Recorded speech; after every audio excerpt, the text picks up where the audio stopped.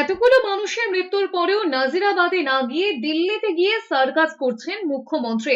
আক্রমণ করেছেন অধীর চৌধুরী। মঙ্গলবার আনন্দপুরের নাজিরাবাদে আগুনে ভস্মীভূত জোড়া গুদাম পরিদর্শনে গিয়েছিলেন প্রাক্তন প্রদেশ কংগ্রেস সভাপতি। সেখানে দাঁড়িয়ে অধীর চৌধুরী বলেছেন, এখানে যে মানুষ আসবে তার হৃদয় ভারাক্রান্ত না হয়ে পারে না। কলকাতার বুকে এত বড় ঘটনা ঘটলো, সেখানে 32 জনের প্রাণ গেল, যার দায় তৃণমূলেরই। তার অভিযোগ, তৃণমূল নেতাদের প্রশ্রয়ে রাজ্যে নিয়ম না মেনে শিল্প গড়ে ওঠে। অধীর চৌধুরীর প্রশ্ন, এত বড় কারখানায় অগ্নি নির্বাপন ব্যবস্থা ছিল না কেন? প্রশাসন জানে না কারখানার মালিককে? কোথায় তিনি? কতজন কর্মচারী সেখানে কাজ করতেন? কিছুই স্পষ্ট নয়। জলাভূমি বুঝিয়ে কিভাবে কারখানা তৈরির অনুমতি দেওয়া হলো তার কোনো ব্যাখ্যা নেই বলেও দাবি করেছেন অধীর চৌধুরী।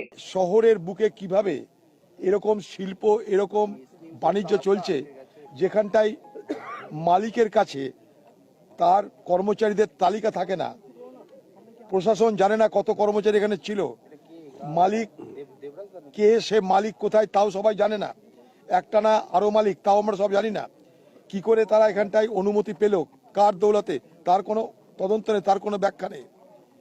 মাঝখান থেকে বাংলার মুখ্যমন্ত্রীকে যখন সব থেকে আগে শোক প্রকাশের জন্য কালো ব্যাজ পরে তার এই নাজিরাবাদে আসা উচিত ছিল, তখন সে দিল্লিতে গিয়ে সার্কাস করছে আর দিল্লিতে সুপ্রিম কোর্টে হাজিরা দিয়ে তার নাজিরাবাদের যে দায়িত্ব সেই দায়িত্ব পালন থেকে সে পালিয়ে বেড়াচ্ছে।